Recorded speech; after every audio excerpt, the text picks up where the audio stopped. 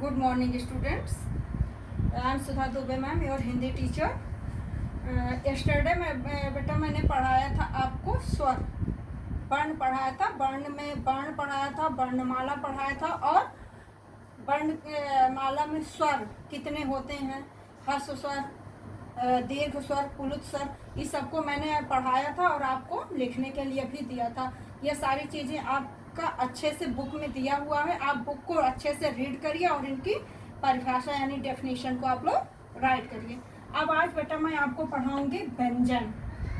व्यंजन किसे कहते हैं? तो व्यंजन, सबसे पहले व्यंजन किसे कहते हैं इसे हम जानेंगे। हाँ, व्यंजन जिन वर्णों का उच्चारण, ध्यान से सुन रहे हैं ना, जिन वर्णों का उच्चारण स्वतंत्र रूप से न होकर स्वरों की सहायता से होता है उन्हें हम व्यंजन कहते हैं। यानी व्यंजन का उच्चारण स्वरों की सहायता से होता है। ध्यान रखना इस बात को, स्वरों की सहायता से।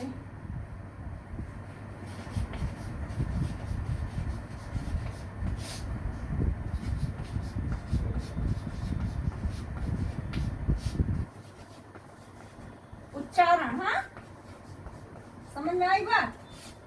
उच्चारण जो है वो स्वरों की सहायता, व्यंजन का उच्चारण स्वरों की सहायता से होता है।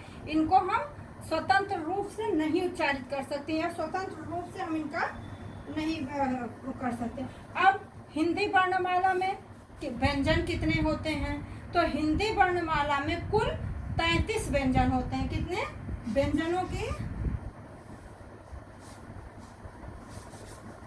कितने व्यंजन होते हैं?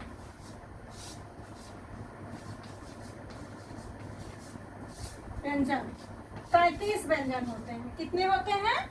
33। अब व्यंजन के प्रकार, व्यंजन कितने प्रकार के होते हैं? व्यंजन कितने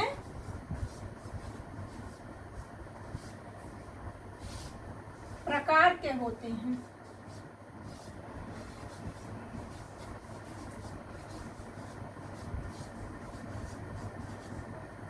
ये क्वेश्चन है।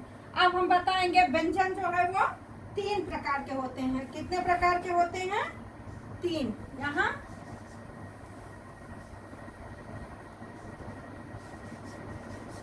व्यंजन नंबर 1 होता है स्पर्श व्यंजन। स्पर्श व्यंजन। दूसरा होता है अंतस्थ व्यंजन।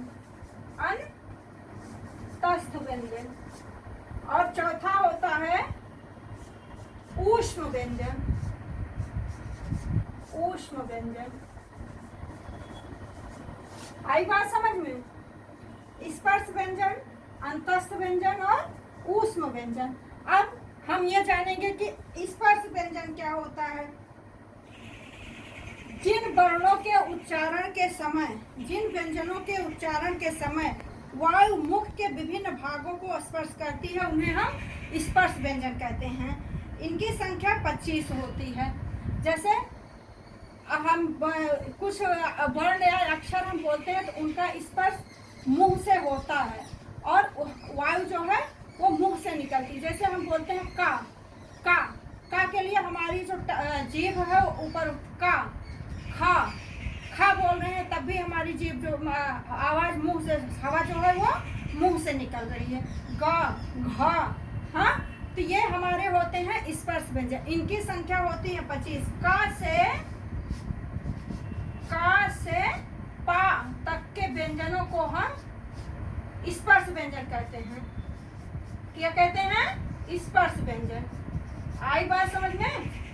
अब उसके बाद आता है अंतस्थ व्यंजन। क्या आता है बेटा? अंतस्थ व्यंजन आता है।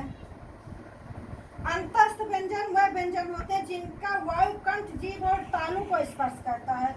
जिन वर्णों का उच्चारण करते समय वायु कंठ, जीभ और तालु को स्पर्श करता है उन्हें हम अंतस्थ व्यंजन कहते हैं। जैसे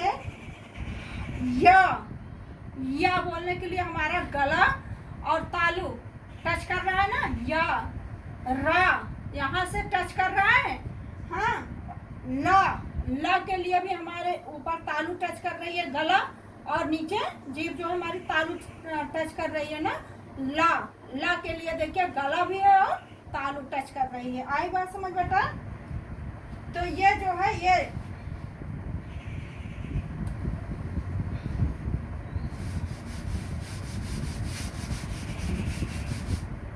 ये है अंतस्थ व्यंजन। हाँ, अंतस्थ व्यंजन। ला, या, रा और वा, ये जो है हमारे अंतस्थ व्यंजन है। अब इसके बाद आता है बेटा आपका ऊष्म व्यंजन। ऊष्म मीन्स होता है ऊष्मा। ऊष्म मीन्स क्या होता है? ऊष्मा। ऊष्मा मीन्स होता है भाप। क्या होता है? भाप। जैसा कि इसमें पता चल रहा है इसके प्रकार से ही ऊष्म। ऊष्म मीन्स होती है भाप। तो हम अपने आप अंदाजा लगा सकते हैं कि जिन वर्णों को बोलते समय हमारे मुंह से भाप निकलती है उन्हें हम ऊष्म व्यंजन कहते हैं। क्या बोलते हैं? ऊष्म व्यंजन। जैसे ऊष्म व्यंजन शा, शा, हाँ, हा और सा। इनको बोल शा, शा बोल रहा है जहां भाप लगाए, शा, हा, सा, तो हमारे मुंह से क्या निकल रही है? भाप। इन्हें हम कहते हैं ऊष्म व्यंजन, इन्हें हम कहते हैं अंतस्थ। आई बात समझ में? अब एक इसके बाद आता है संयुक्त व्यंजन। संयुक्त व्यंजन का मतलब होता है जो दो अक्षरों से मिलकर बना होता है, उन्हें हम संयुक्त व्यंजन कहते हैं। आई बात समझ में? इसको हम बाद में पढ़ाते हैं। आज आप लोग इसकी परिभाषा लिख लीजिएगा। हाँ, परिभाषा और प्रकार के उदाहरण सहित लिख लीजिएगा। परिभाषा और प्रकार।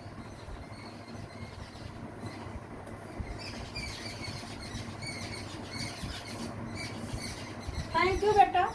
अब कहीं भी आपको कोई समझ में कहीं कुछ नहीं आता है तो आप व्हाट्सएप पे कॉल करके ग्रुप में कहीं भी आप पूछ सकते हैं, आपको ऐसा रिप्लाई किया जाएगा। थैंक यू बेटा।